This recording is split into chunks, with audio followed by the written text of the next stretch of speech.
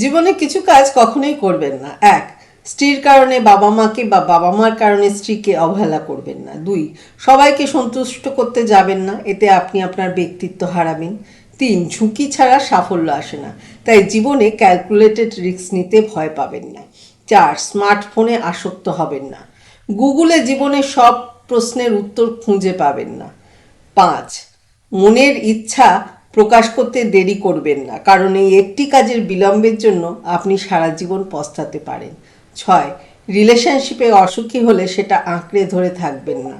যে সম্পর্ক মানসিক যন্ত্রণা দেয়, ভেতরে অশান্তির সৃষ্টি করে, তা জীবন থেকে দ্রুত মুছে ফেলুন। সাত, আপনি কখনোই জানেন না যে আপনি স্বপ্ন পূরণের ঠিক কতটা কাছাকাছি, তাই কখনোই লক্ষ্যের পিছু ধাওয়া বন্ধ করবেন না।